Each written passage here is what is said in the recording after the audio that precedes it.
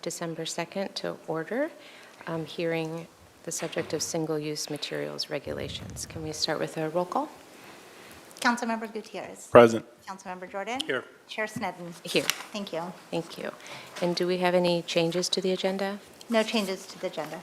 And any public commenters for items not on the agenda? No public comment. Okay, thank you. With that, we'll invite staff presentation. Let me see. There we go. Good afternoon, committee members. My name is Daniela Rosales, and I'm with the Sustainability and Resilience Department and the Clean Community Division. I'm here today to present you with a proposal to update our single-use materials regulations. In September, we met with the Sustainability Committee, who voted unanimously to forward our recommendation to the Ordinance Committee today. Today, I will provide you with an overview of the proposed updates and some of the work and outreach that we've done so far to help inform our draft ordinance. Currently, the city has a few ordinances related to single-use materials. We are proposing to amend Municipal Code Chapters 9.160 and 9.165. We are also proposing to repeal Chapter 9.150 because it will be superseded by a state Senate bill in the upcoming year. We are proposing this update today because of the impact of plastic on our community and the environment. Single-use plastics are used for a very short amount of time, but can last hundreds of years in a landfill and the environment. Plastic is a persistent pollutant that does not biodegrade like organic materials do. Single-use plastics present major challenges for our recycling systems as well. As a result, 85% of single-use food and beverage containers are landfilled. Single-use items such as water bottles and plastic bags are often found in the top 10 items in cleanups around the world. All of these items end up in landfills, pollute our streets and waterways, and eventually become microplastics. Local ordinances can help to reduce the impact of plastic on our local community. The objective of the draft ordinance is to reduce single-use waste in our landfill, incentivize reusables, reduce litter in city streets and waterways, and support the transition to safer alternatives through education and outreach. Next, I'll provide an overview of each section of the draft ordinance. As I mentioned earlier, the city banned expanded polystyrene foam containers back in 2019. We proposed to amend Chapter 9.160 of the Municipal Code to add rigid polystyrene products to the ban. This would prohibit items such as polystyrene cups, foodware, and packaging materials from being sold or distributed in restaurants and businesses. This would help us align with legislation and neighboring jurisdictions like Goleta and Carpinteria. Our original foam ban was very successful, and we look forward to expanding it with this update. Next, we are proposing a new standard for disposable foodware. This will require amending Municipal Code Chapter 9.165. We've included this update to align with the standard that's been set in neighboring jurisdictions, but also because plastic and bioplastic foodware and cutlery cannot be recycled or composted at the County Resource Center. Disposable plastic foodware and cutlery are either landfilled or littered. This update would make it so that any to-go foodware that is distributed to customers can be composted at the end of its life. During Earth Day, we conducted a survey, and many of the people who visited our booth wanted to see plastic to-go containers banned. This would address that request. Exemptions will be available if a business can't find an alternative or if they need more time to find a compliant item. Next, we are proposing a limited single-use plastic water bottle ban. We incorporated feedback from the Sustainability Committee and limited this ban to small 8 fluid ounce or smaller plastic water bottles. The sale and distribution of these water bottles would be banned within the city. In addition, we are also proposing to prohibit aseptic beverage containers, such as juice boxes or Tetra Pak, at city-owned and operated facilities. Aseptic containers are very challenging to recycle and are not accepted in the city's collection program. This section would again only apply to city facilities and not the public. To support the change, the city would seek to add water refill stations and launch a public education campaign on water quality and plastic pollution impacts. Exemptions would, of course, be provided for emergencies or for public health and safety. The next section addresses confetti and balloons. We are proposing to prohibit the sale of mylar or foil balloons, as well as plastic and mylar confetti. Latex balloons would still be acceptable, but balloon releases, like what we see for grand openings or ceremonies, would be prohibited. The concern with these materials is that mylar balloons can cause power outages and wildfires when they get caught in power lines.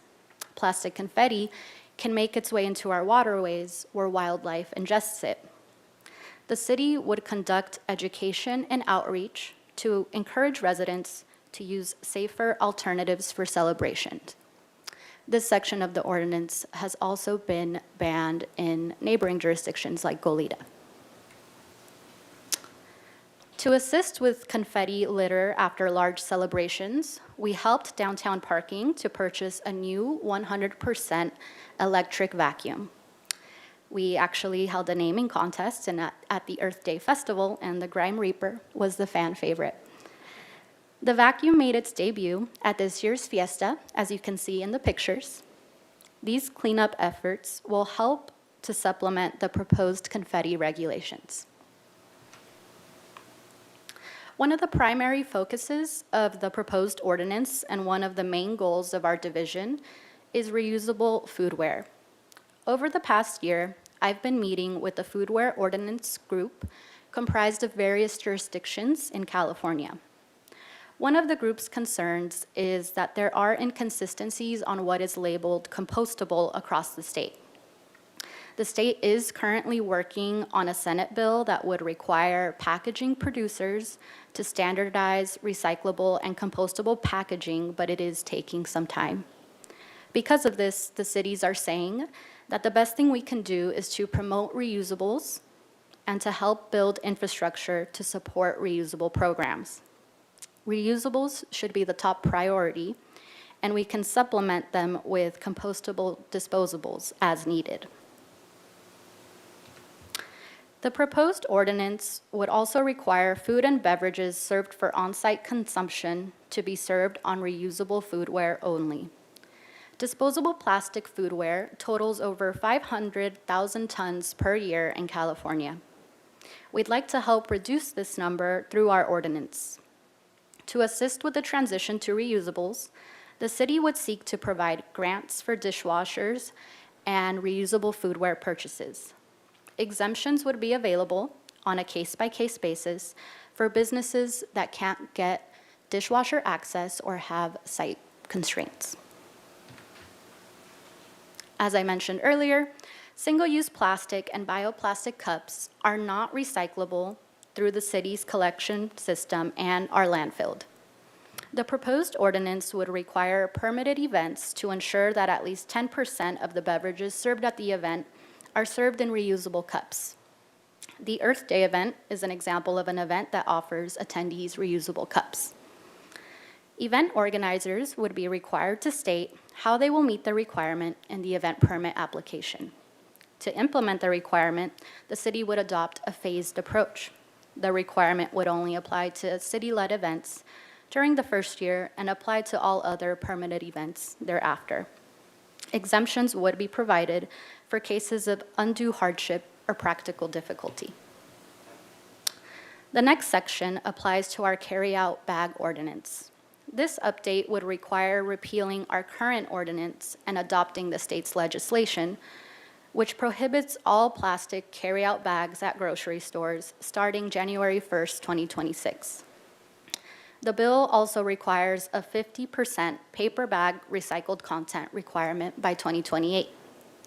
Stores can distribute paper bags or sell reusable textile bags.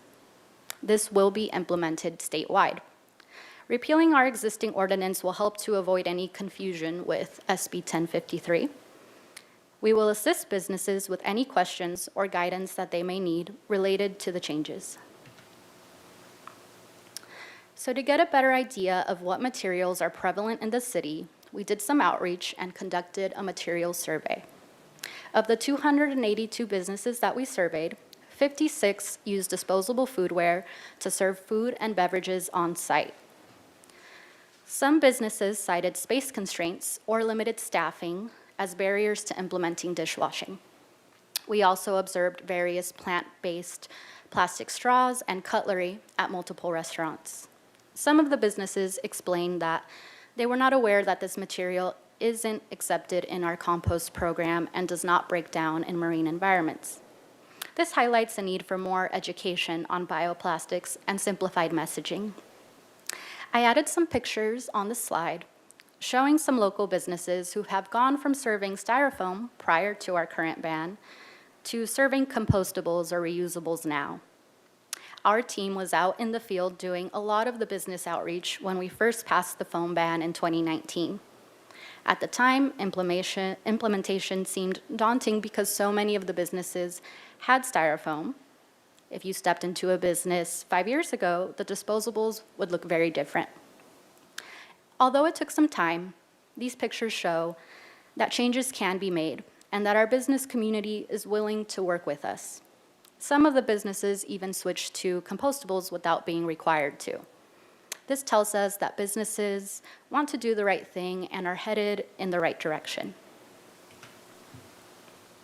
To better understand reusable programs, we also recently partnered with Dune Coffee over the summer to launch a reusable coffee cup pilot program. Customers who brought in their own cup or chose a reusable for here cup could receive $1 off of their purchase.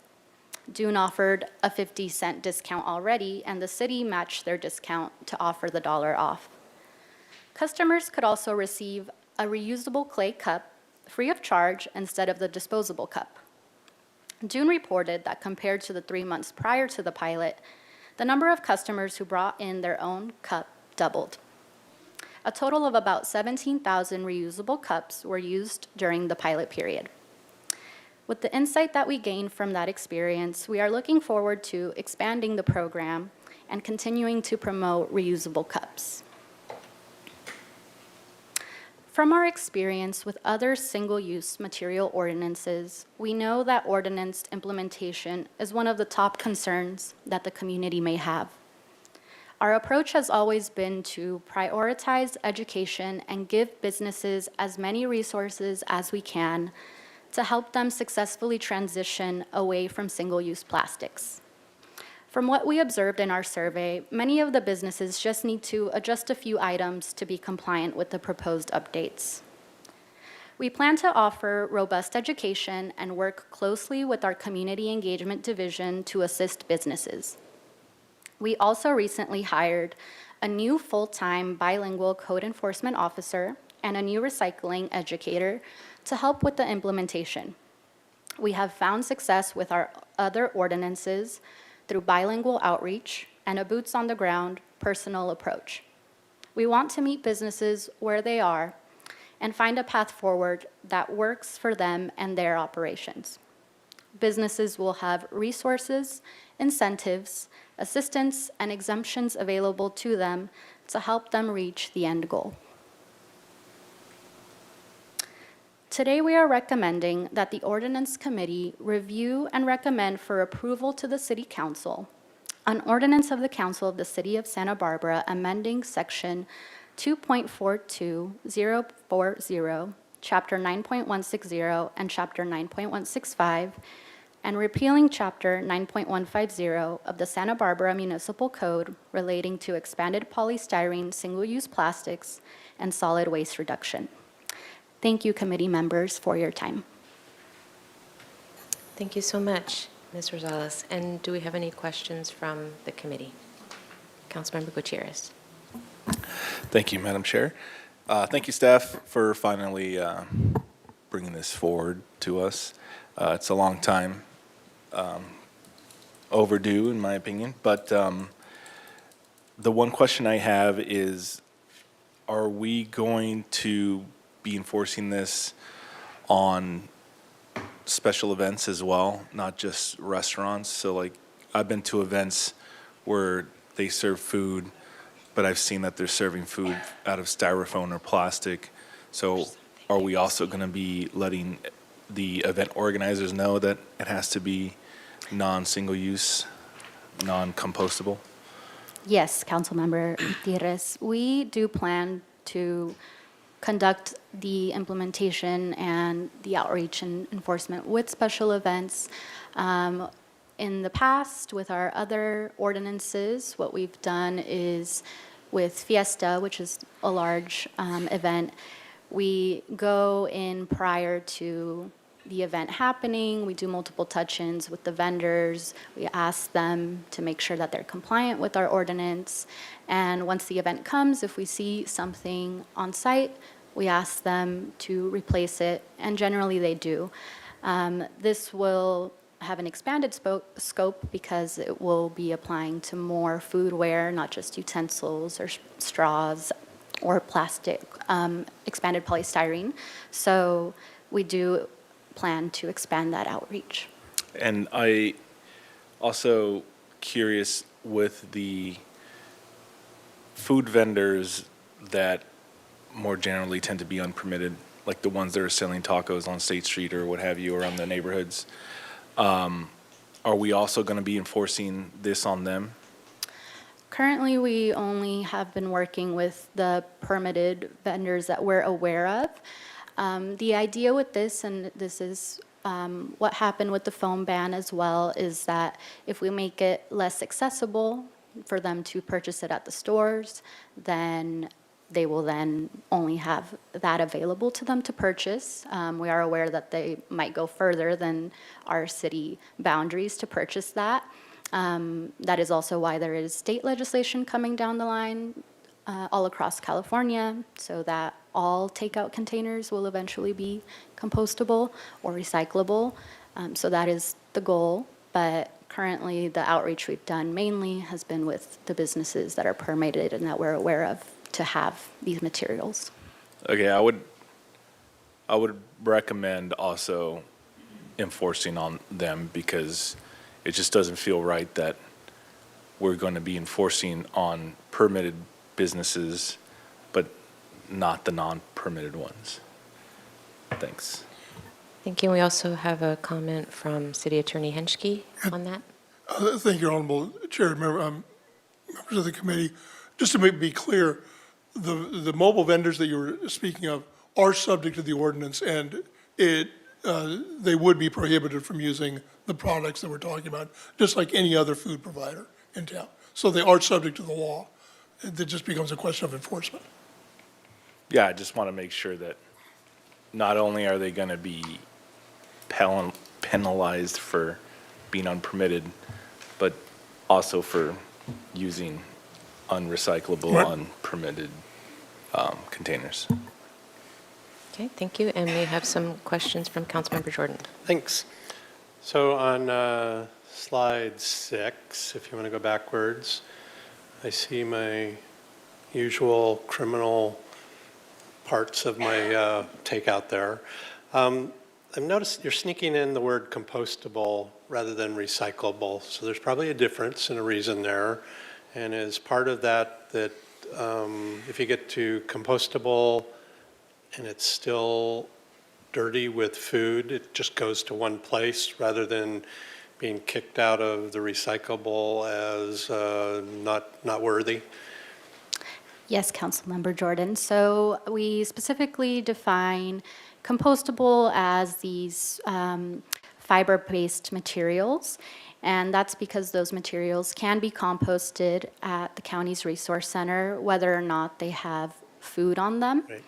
The plastic materials, either generally can't be recycled depending on their composition, or they can't be recycled because they've already been contaminated with food. So we assume any of these to-go containers will have already have food in them, especially if they're being dumped into a public container. They will likely be contaminated with food and thus can't be recycled. Okay. And does all that roll into either what we are doing now or in the future with food scraps? Would that potentially all just go into one big food scraps bin? Yes, Councilmember Jordan. All that material would then be sent to the Resource Center, and it all goes into one stream where it is then commingled and composted to create one product. And so what I don't see anywhere on there is a coffee cup from down the street or a blender's cup from around the corner. Where do those fall into disposable foodware standards as they exist right now? Yes, they would also be required to be compostable paper products. I believe from our prior conversations with blenders, in the past when we implemented our foam ban, they went ahead and switched to a compostable paper cup. So that would fit the definition of compostable in this case.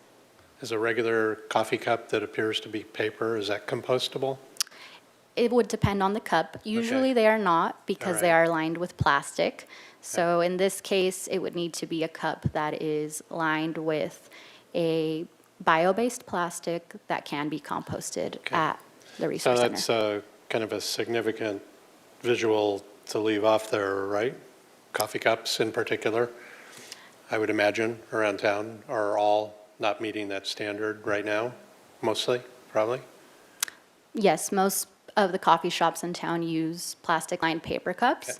So in this case, yes, that is what we would eventually require them to transition to a compostable paper cup instead of the plastic-lined one. And then, my limited experience in this area is heated food is always a problem in these transitions. And I, on the bottom there, I frequently see wherever, whole paycheck or whatever, you go there for hot food, that's the little box you get, right? But I don't know, if you go back up to that black container with the clear plastic lid, that might be what I'm picking up from Szechuan on the Mesa for Chinese food. How do we resolve situations where it's something that's hot and greasy and warm and needs to be carried along either as a leftover or takeout? Yes, Councilmember Jordan. For those products and any product that a business does not find a feasible alternative or an adequate alternative, we will offer exemptions. They can apply for an exemption for the specific item. They can tell us that they've looked for alternatives and they've not found something that's adequate for the needs of their product, and we can approve that as needed.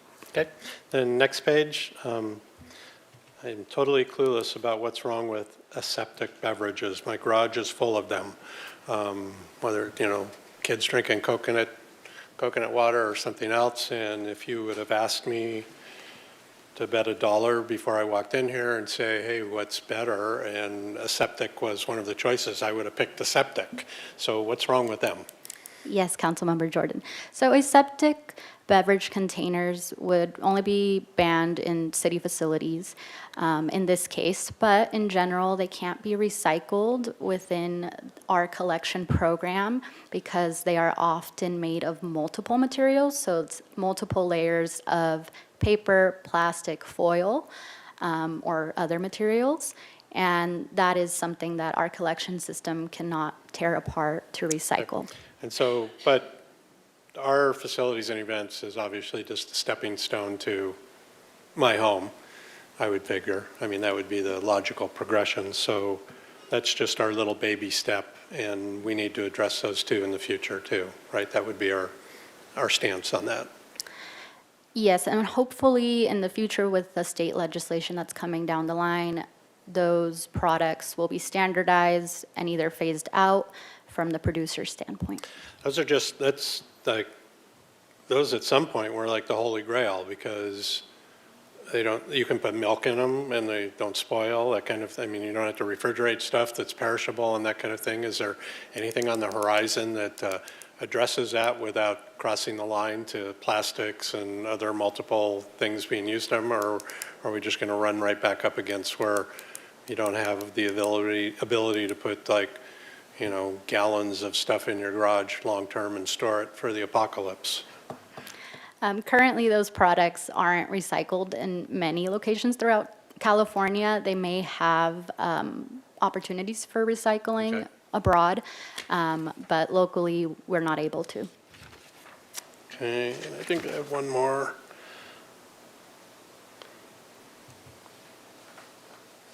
So, slide 12, but it's really not material that you look at it, but for reusable cups at an event,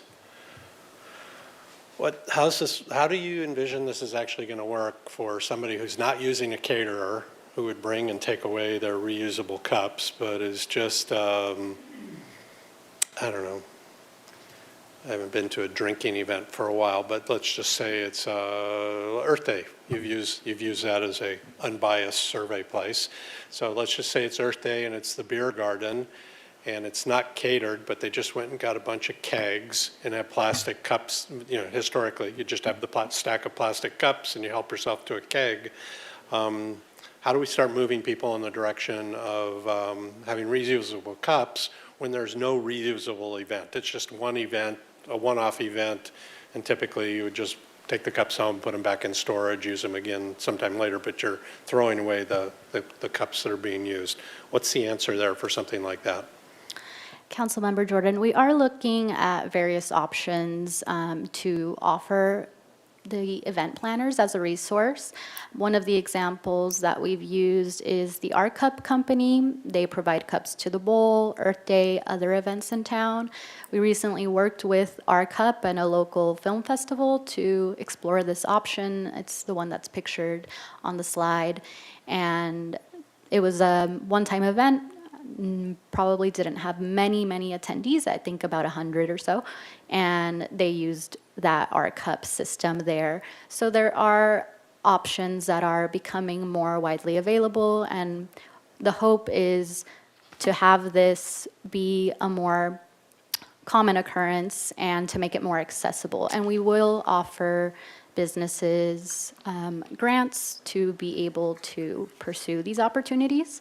We will also offer exemptions if it's a product that they cannot So that implement. that one you're referencing, so there's a third-party vendor that gives you the cups, gives you the discard bin, then takes those back, sanitizes them, provides them to their next customer kind of thing, Yes. right? Okay. All right, thank you.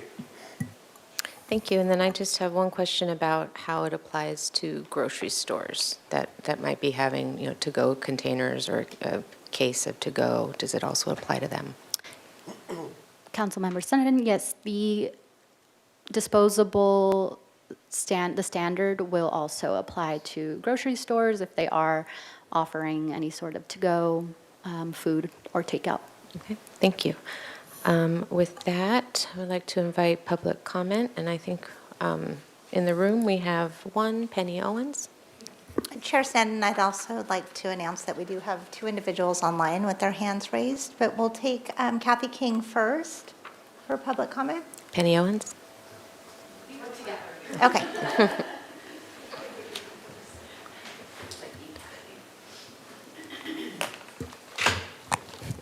Good afternoon, council members. Penny Owens here with Santa Barbara Channel Keeper. As you know, we work to protect and restore our beautiful channel and its watersheds, and we're very active hosting community cleanups, doing beach and creek cleanups within the city of Santa Barbara. And we even just recently did some fun post-storm beach cleanup efforts, finding many of these single-use plastic items we're discussing here today. So we are so grateful, and we want to thank the city staff for all their hard work on this for many years now, and it was such a great presentation and really great to see these proposed regulation updates.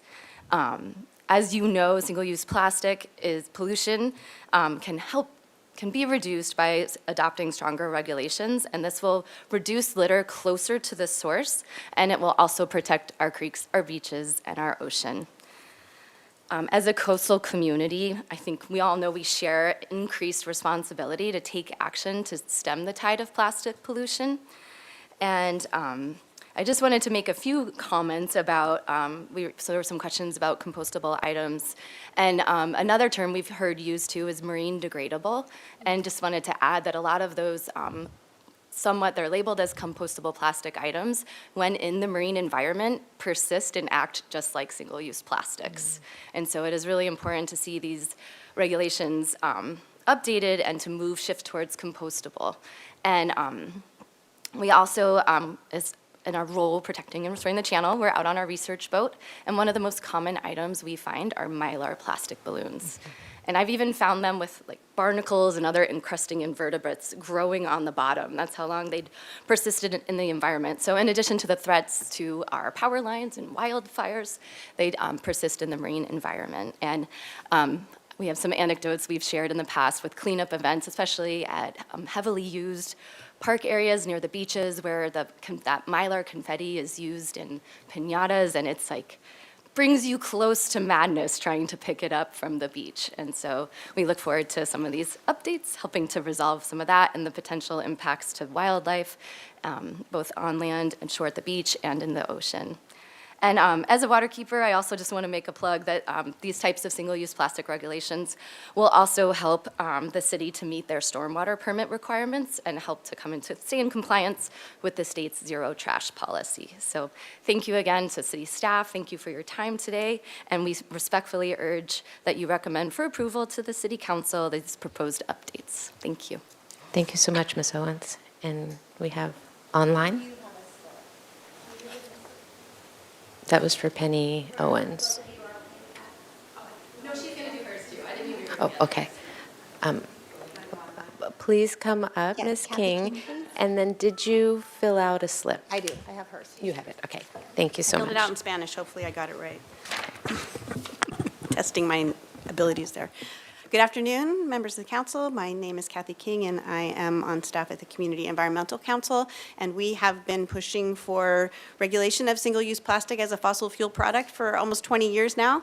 Very excited to see the regulations get to this point in Santa Barbara, because it will provide continuity regionally with what has been done in Carpinteria and Goleta, and really have us shine as a beacon of what can be done for the rest of the state while we wait for SB 54 to be fully implemented statewide. And this is really great for the city's other efforts in climate resilience, because plastic is a fossil fuel product. CEC will be happy to help with education and outreach, sharing what the city puts out, and adding our own information as we receive it. On a personal note, I recently saw a Mylar balloon stranded on a power line on Victoria. I actually stopped and took a picture of it just because it really does underscore that while they are terrible in the marine environment, I've been on a boat in the channel where they stopped the boat and everyone got excited thinking we were going to see a whale, and they said that they were scooping up a Mylar balloon and that they stopped more for that purpose than they do to look at whales. So they're definitely in the channel, but they also are a fire hazard in our neighborhoods. And I'm a member of a monthly trash mob run by recent local hero in the Independent, Laura Wyatt, and we pick up 20 to 30 bags of trash per month in the city in coordination with the city, and the vast majority of what we pick up is plastic, the vast majority. So anything that we can do to reduce that and keep us safer and healthier is a great step forward, and I really thank you for considering these regulations. Thank you so much, Ms. King. And online? Our first speaker will be Tim James. Tim James, please go ahead. Yes, thank you, council members. Tim James, California Grocers Association. We fully support you looking at sustainability issues, as even our industry has been very progressive on that. But we do have a number of items concern, not only with some of the process here, but some of the specifics in the ordinance. First of all, on timing, It may have been unintentional, but I think some grocers are feeling it's a little bit disrespectful to have had brought this up the week after Thanksgiving and had this agenda item notice Thanksgiving week, when quite frankly, it's very well known that that's the busiest time for grocers in their year, and challenges their ability to weigh in and focus on what you're looking at going forward.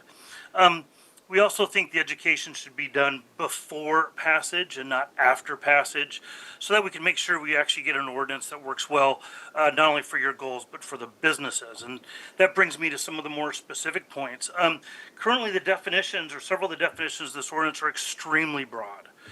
They'd be very difficult to apply to actual food sales, especially in the retail and grocery space.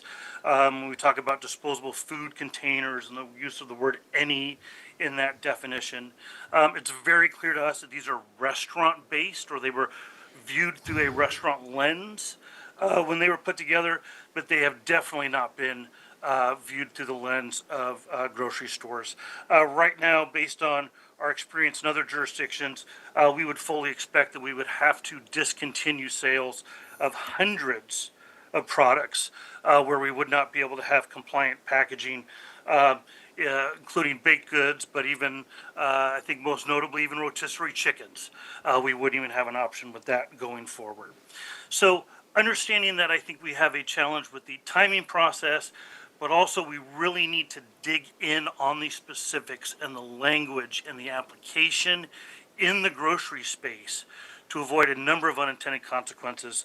We're asking that it not be brought to full council at this point until the city can have those conversations with grocery stores and make sure we've got a comprehensive ordinance that works both for those in that restaurant style, but also in the grocery space, and with the hopes of hoping that we can come to a level of agreement that allows everybody to move forward comfortably. So, thank you very much. Thank you, Mr. James. Next speaker. Our final speaker is Duncan McFetridge. Duncan, please go ahead. Hi, can you hear me? Yes. Hi, Chair and members of the committee, thank you for the opportunity to speak today. My name is Duncan McFetridge, and I'm here on behalf of the Coalition for Responsible Celebration, or the CRC. We work with communities across California to support responsible use of balloons, education, and provide data that helps cities meet its environmental goals without unintentionally harming small businesses and families. And I would like to speak specifically to the balloon provision in the ordinance. As Mr. James noted, this ordinance would prohibit over 100 items from grocers selling their products into the marketplace, one of which would be balloons, both foil and latex. You may know that Santa Barbara's small businesses will be disproportionately affected by the balloon provisions of this ordinance. As you know, Santa Barbara is home to a vibrant group of women-owned, minority-owned, and home-based celebration businesses such as Anna's Balloon Creations, Balloon Teak, and Staya Event Decor, just to name a few. We estimate there are over 60 retailers that sell balloons or are employed as balloon decorators. And for those entrepreneurs, you know, balloon decor isn't a side business. It's a core part of how they support their households. A local sales ban would directly and immediately affect their ability to earn a living in the city where they live, work, and pay taxes. I'd like to note that sales bans don't reduce balloon use. They simply move it elsewhere. When a city restricts local balloon sales, demand does not go down. People simply buy it online in their neighboring jurisdictions. That means local revenue is lost, responsible use guidance at the point of sale disappears, and Santa Barbara businesses are put at a competitive disadvantage while balloon use continues unchanged. We think a more effective alternative and targeted approach is based on education. Those strategies include prohibiting intentional balloon release, partnering with local retailers on responsible use and disposal, guidance and distributing municipal-ready education materials throughout the city. These measures address the behavior tied to environmental impact without forcing local families and local businesses to bear the unnecessary economic harm. For these reasons, we respectfully urge the committee not to move forward with the sales ban as drafted. Instead, we urge you to work with CRC and local businesses and also align under statewide transition of AB 847, which phases out foil balloons into non-conductive applications. Thank you. Thank you. And now it is back to the committee for comments. Councilmember Gutierrez. Thank you. I appreciate the business owners calling in and letting them know. I believe that we could have those discussions and simultaneously agreeing to bring it forward to the rest of council so that we can make changes to the proposed ordinance. I do have a question. Does aluminum foil fall under single use? Is that going to be prohibitive as well? Councilmember Gutierrez, yes, the aluminum foil does fall under the definition. If it is a balloon, the definition is mylar or foil balloons. I mean like the cooking, like what you use to cover something when cooking. Oh. That type of aluminum foil. No, that doesn't fall under the definition. So if it's a burrito, for example, that's served in foil or other paper wrapping, that does not fall under the definition. Okay, because I've learned to use that quite often when it comes to cooking and storing food more than plastic nowadays. So maybe when we're talking about the education aspect, if some of these proposed more sustainable container options are, let's say, structurally unable to sustain hot temperatures, maybe we can educate people to put a layer of foil paper underneath it that could withstand the heat, but yet still use the container. Just an idea.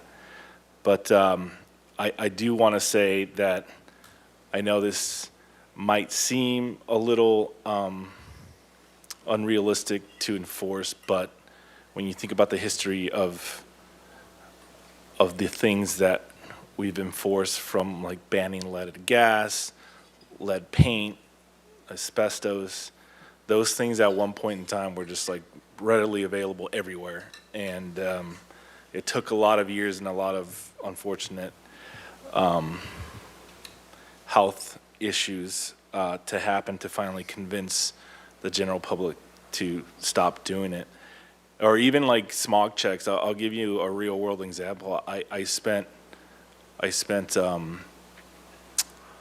few weeks in China in October, and we went to the city of Xi'an.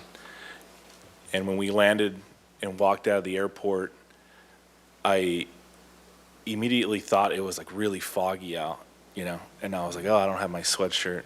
But then the moment I started to breathe outside the airport, I realized, oh, that's not fog, that's smog. And it was that thick that I thought it was fog. And that country doesn't believe in smog checking. So it was one of those moments where I'm like, oh, this is why we smog check, because we don't want to live in this cloud of toxic fumes, you know. So when I think about these types of regulations, I think about those real world examples as to why we do it and why it's important. So I will make the recommendation to pass this forward. Thank you, Councilmember Gutierrez. And Councilmember Jordan. Thank you. Like a simple little thing, but now I got a whole page of notes, so thank you very much. I agree, a couple of us might be old enough, and we both originated from the LA basin, where people don't understand. When I was in high school, you could not see 10 miles across the LA basin. And as a result of California's stricter emission controls, California additives to gasoline, I don't even know what I'm talking about as usual, but I know that you can see. I know that related health health issues have dramatically decreased over time, and all this is verifiable data. So I guess the point I'm making is that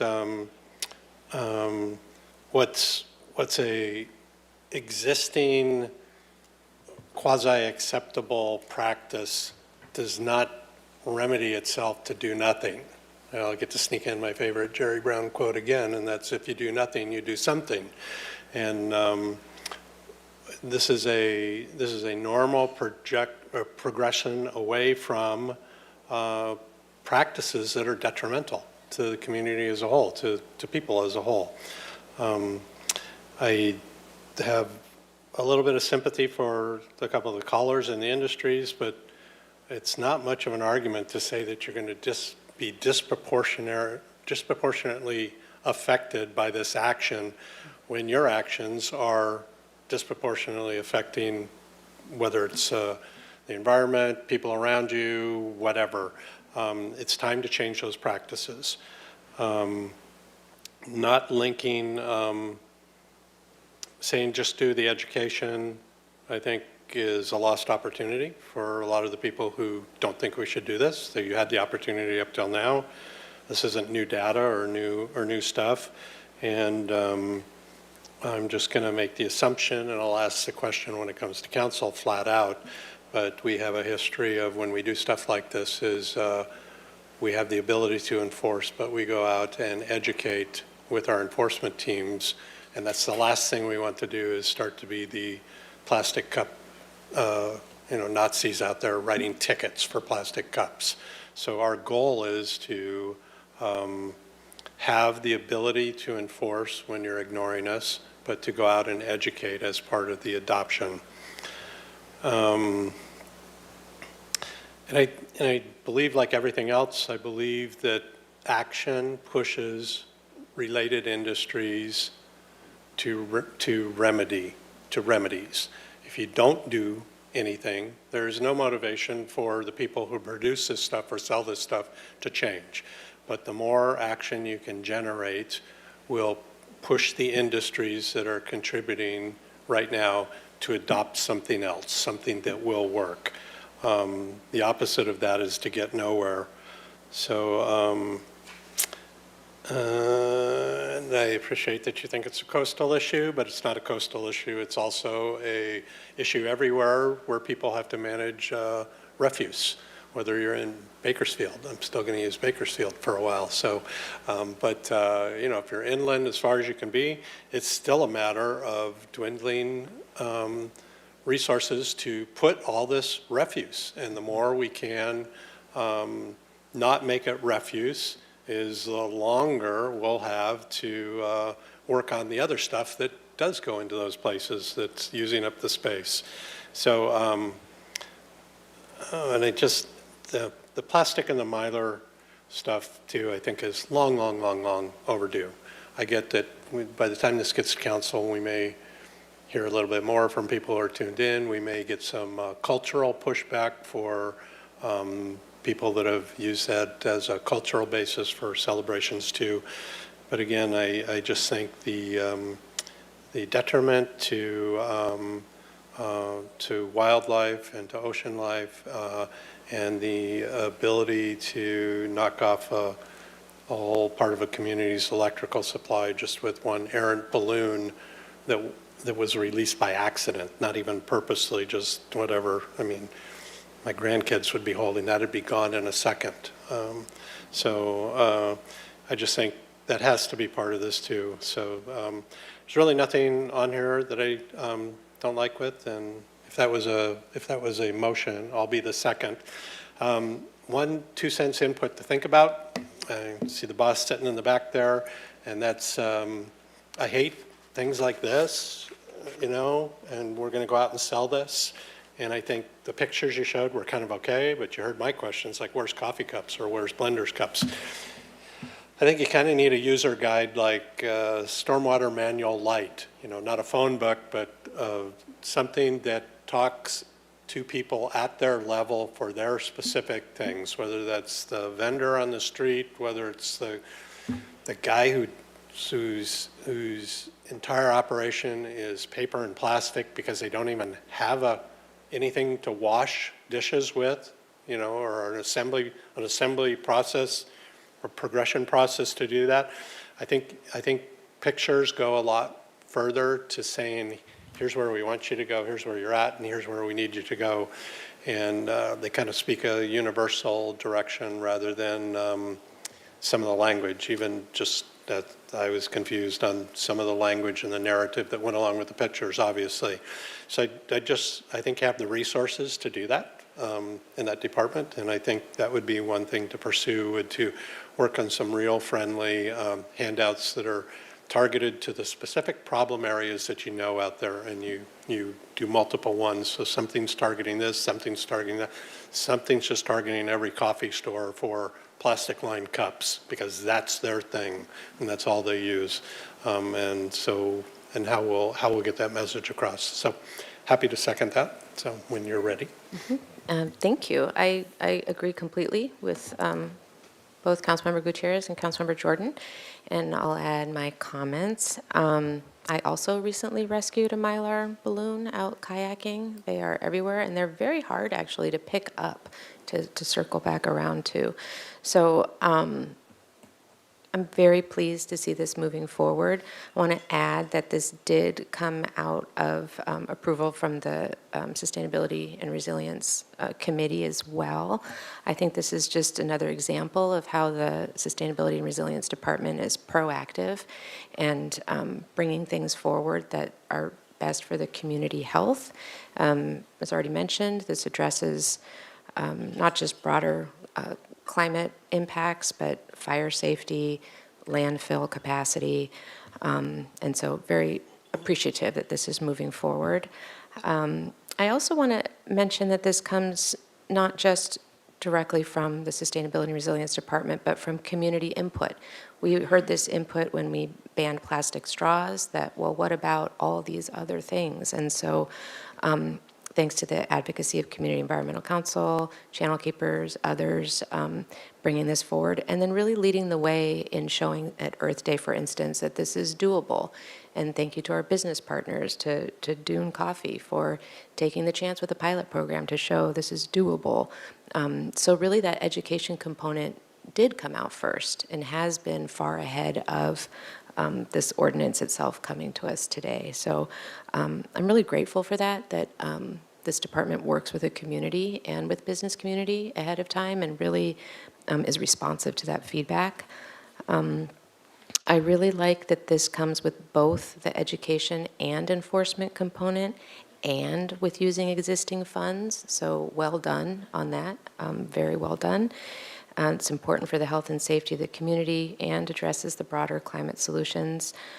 For celebrations and other issues, I also hear that concern, but I really do believe in the ingenuity of these business owners. They're meeting a request from the public for celebrations, and I think they're up to the challenge to come up with ways that aren't as environmentally impactful. I love the grants and some of the ones described, and I'm sure there are others, to help with dishwashers or purchasing reusables, other things to help with the transition. And that also has been ahead of the ordinance. So that was listening to businesses and listening to what the concerns are. I'm really happy to see that the state is finally banning plastic, single-use plastic bags. And I've already seen in places that seem like it couldn't be done, already I'm seeing that I'm getting a nice thin plastic bag, a paper bag instead of a plastic bag. And it just, so repealing chapter 9.150 just makes sense with that. I really do appreciate businesses working in partnership on this. And as always, I love the graphics and the outreach materials that the Sustainability and Resilience Department puts out in general. And I really trust that Councilmember Jordan's comments will be included in future. So very, very pleased to be moving this forward. So I think, Councilmember Gutierrez, did you have another comment? Yeah, I want to add with the comments about the celebration traditions and so forth. I just want to remind people that those change over time. There was a point in time where all piñatas were made out of ceramic spheres, and that changed because kids kept getting killed by the shards of ceramic that was falling on their heads after they would break. And we're talking about deep-rooted traditions that was done for like hundreds of years. Now they're all made out of cardboard. So I think we can shift from using balloons made out of mylar and such as well. And other than that, again, to refer to my trip to Japan, South Korea, and China, there were almost no public trash cans, and I saw almost no litter in these cities of millions of people, because they've all been raised that if you have trash, you carry it until you get home. And that was just like baffling to me, that in a city of millions of people, there was like no litter, no trash in the streets. It was really impressive. And I wish that we could carry that tradition here, but it takes stuff like this, ordinances like this, and they have way more stricter penalties when it comes to littering than we do. So again, when I hear people saying that this is overreach, like, they don't know what overreach is, because just travel to other countries and you'll see it. So yeah, with that, I'd like to make the motion to pass this forward. Okay, so Councilmember Gutierrez motion, seconded by Councilmember Jordan. And I'll add too that I actually wouldn't mind if the latex balloons were also banned, but I'll just leave that there. So with that, could we have a vote? Recommendation moved by Councilmember Gutierrez, seconded by Councilmember Jordan, that the Ordinance Committee review and recommend for approval to the City Council an ordinance of the Council of the City of Santa Barbara, amending Section 2.42.040, Chapter 9.160, and Chapter 9.165, and repealing Chapter 9.150 in the Santa Barbara Municipal Code relating to expanded polystyrene, single-use plastics, and solid waste reduction. We'll go ahead and vote.